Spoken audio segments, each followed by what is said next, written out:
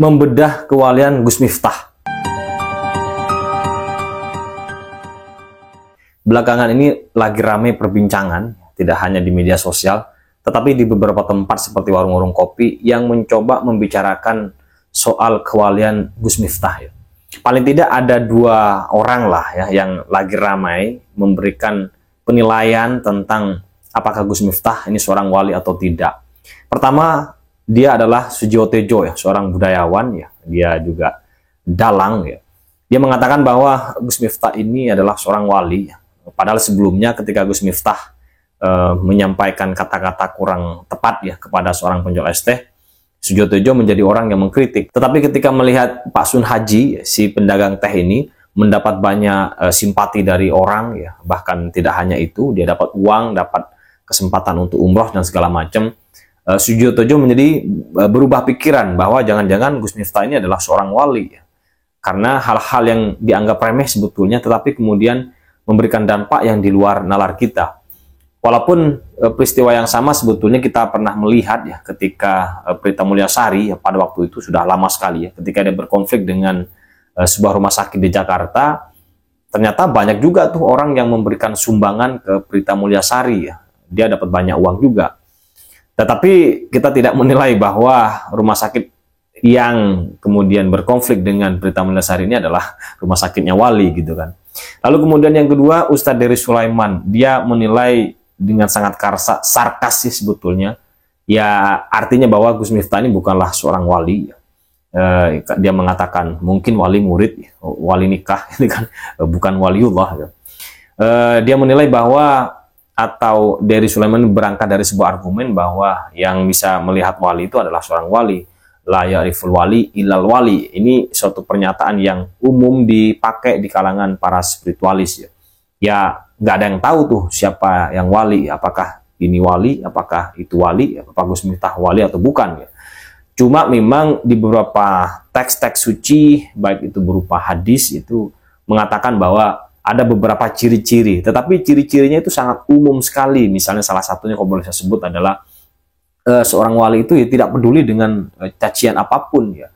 Dia akan lakukan apapun, yang penting dia mendapatkan keridaan dan cinta dari Allah gitu. Itu suatu ciri yang sangat umum sekali ya. Apakah ada orang yang seperti itu? Mungkin ada, tetapi apakah kalau sekalipun ada, apakah dia seorang wali atau tidak, kita tidak bisa memberikan sebuah penilaian. Jadi wali ini sebetulnya wali dalam bahasa yang lebih lengkap adalah waliullah, karena nanti akan disengketakan dengan wali kelas, wali murid dan wali nikah gitu kan. Adalah satu istilah gelar yang tidak seperti gelar-gelar kita ketika berada di sebuah jenjang karir ya. Atau kita pada saat kita meniti satu jenjang pendidikan tertentu setelah sekolah 4 tahun di S1 menjadi sarjana gitu kan, setelah S2 misalnya menjadi magister, S3 menjadi doktor misalnya, atau pangkat-pangkat tertentu ketika kita meniti karir misalnya di kepolisian ada pangkat AKP, AKBP misalnya, Kombes dan seterusnya. Nah, wali itu tidak berada di dalam level itu, artinya bukanlah gelar yang diberikan berdasarkan sertifikat, itu gelar yang ya mungkin Tuhan yang memberikan, atau warga yang sifatnya kolektif berdasarkan ciri-ciri tertentu yang dinilai oleh banyak orang. Makanya di dalam kajian-kajian spiritualis atau orang-orang yang punya penilaian dia wali atau bukan tuh biasanya membagi dua. Ada istilah wali mastur, ada istilah wali masyhur. Nah, wali mastur ini wali yang ya dia nggak kelihatan sebagai seorang wali, dia sebagai seorang yang kehidupannya sehari-hari bahkan dianggap, mohon maaf, kadang dianggap nyeleneh ya, dianggap kurang waras bahkan ya. Tetapi dia ternyata bisa jadi seorang wali ya. Dia mastur, tersembunyi ya kewaliannya. Ada wali yang masyhur gitu kan, yang ya semua orang melihat itu sebagai seorang wali ya, berkat karomah-karomahnya, berkat petuah-petuahnya, berkat perilakunya. Maka banyak orang kemudian menilai dia atau seseorang ini sebagai seorang wali. Nah, banyak mungkin di kita yang orang memberikan gelar sebagai wali misalnya. Misalnya sangat terkenal itu adalah Gus Kumpul misalnya kan ya. Atau mungkin belakangan Gus Dur ya, walaupun Gus Dur saya kira lebih banyak ya. Ya kita saya kira semua orang tidak akan menolak kalau Gus Dur disebut sebagai seorang wali. Tapi yang paling getol meletakkan Gus Dur sebagai wali ini adalah agen travel ya. Ketika travel ziarah wali gitu, jadi bertambah. Jadi kalau wali 9 menjadi 10 karena di situ ada Gus Dur gitu kan. Itu kepentingan para agen travel sebetulnya. Tetapi terlepas dari itu, ya bisa jadi tuh Gus Dur berkat karomah-karomahnya, berkat ajaran-ajaran, pemikiran-pemikiran yang dia berikan, ya dia betul-betul seorang wali gitu. Nah, ini yang saya pahami sejauh ini. Tetapi yang ingin saya katakan sebetulnya adalah bahwa di Indonesia ini kecenderungan berceramah itu memang sangat tinggi ya teman-teman ya. Keinginan untuk menjadi pembicara, pendakwah ya dari suatu agama itu sangat tinggi. Karena itu menjadi satu modal sosial di antara kita. Jadi orang ini bisa disanjung puji sedemikian rupa, bisa dikultuskan sedemikian rupa kalau dia berhasil menjadi satu pendakwah, penceramah yang kemudian viral di media sosial tertentu. Nah, maka dia akan mendapat satu sanjungan ya, pengkultusan yang luar biasa. Dan jangan salah, dari sanjungan pengkultusan itu akan mengalir uang ya, akan mengalir finansial, akan mengalir ekonomi gitu kan. Itu yang barangkali kemudian kenapa sebagian orang di kita begitu ngotot ingin menjadi pendakwah, ingin menjadi penceramah ya. Ngotot menjadi penceramah karena dia ada fasilitas-fasilitas sosial, ya, ada fasilitas ekonomi yang akan dia dapatkan dengan mudah ketimbang dia bukanlah seorang siapa-siapa.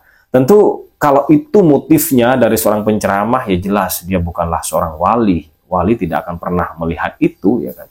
Ya wali yang dia pikirkan itu adalah bagaimana dia dekat dengan Tuhan, bagaimana dia dicintai Tuhan ya, dan mencintai Tuhan, tidak di dalam kerangka itu. Nah, ada pertanyaan menarik, kenapa kemudian kecenderungan berceramah ini di kita ini sangat diminati, atau bahkan banyak orang yang ingin menjadi seorang penceramah. Tentu saja karena ini ada pasar. Publik kita ini memang masih butuh edukasi yang sangat jauh menurut saya. Butuh edukasi yang sangat panjang untuk memberikan literasi yang baik tentang bagaimana sih sebetulnya kita beragama gitu kan. Karena ceramah itu sebetulnya tahapan mereka dalam berargumen itu sangat paling bawah sebetulnya. Tahapan mereka itu adalah tahapan yang dikenal sebagai tahapan retorika.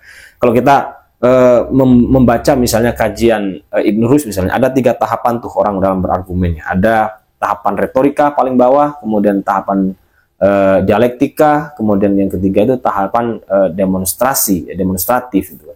Tahapan retorikanya tahapan paling bawah ya, tahapan persuasif ya, yang isinya humor-humor, yang isinya ya cerita-cerita mistik kayak gitu-gitu, hanya membuat orang biar yakin, biar punya kepercayaan gitu.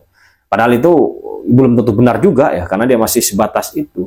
Baru kemudian di level kedua, di level dialektika itu adalah levelnya para ahli kalam ya, para teolog, yang dia mencoba membuat argumentasi-argumentasi tertentu ya, menggunakan pendekatan rasional, tetapi kemudian berbasis pada teks, berbasis pada kajian kitab-kitab suci. Ini masih mendingan lah ya, punya penguatan-penguatan argumen, punya mungkin objektivitas tertentu yang bisa diuji lebih jauh. Baru kemudian yang ketiga itu adalah tahapan demonstrasi.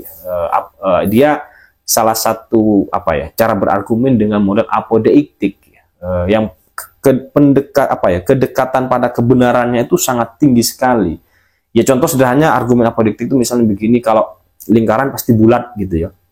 Tidak mungkin sesuatu itu benar sekaligus salah gitu. Sebagian itu pasti lebih kecil daripada keseluruhan.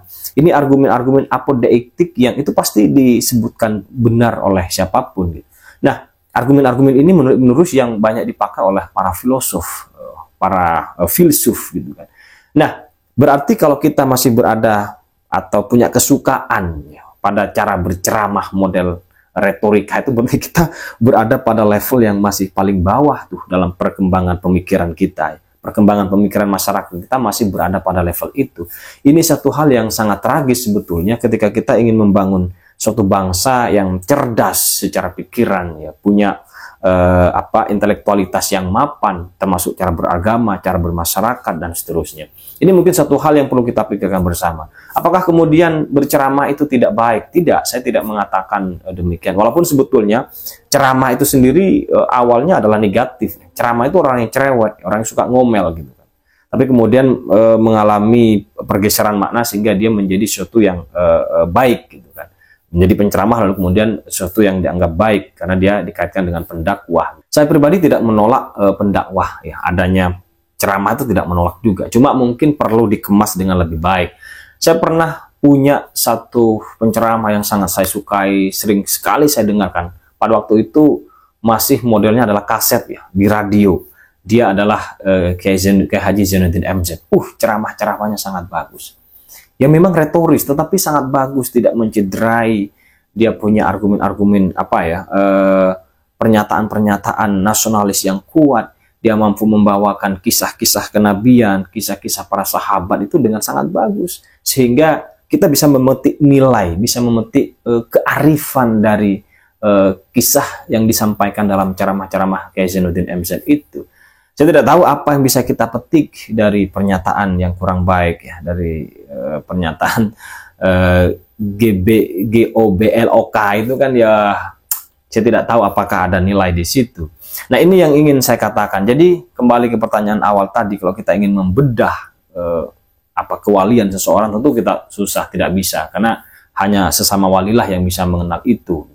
Makanya Ustadz Dery Sulaiman menyatakan tidak tahu sebetulnya, walaupun dia memberi penilaian yang sangat sarkas bahwa Gus Miftah ini wali murid, wali nikah, itu sebetulnya dia memberikan penilaian bahwa Gus Miftah itu adalah bukan seorang wali. Artinya Ustadz Dery Sulaiman ini sudah menempatkan diri sebagai seorang wali, memberikan penilaian. Itu pun juga sebetulnya tidak benar. Dia sama terjebak seperti yang dilakukan oleh Sujiwo Tejo. Walaupun Sujiwo Tejo ini terjebak di dalam sisi yang positif ya, karena dia menempatkan Gus Miftah sebagai seorang wali, sementara Dery Sulaiman ini dalam posisi yang negatif karena menolak Gus Miftah sebagai seorang wali. Jadi sekali lagi kita kembali kepada apa sih yang menjadi hakikat beragama ini. Saya kira itu yang perlu kita tekankan ke depan.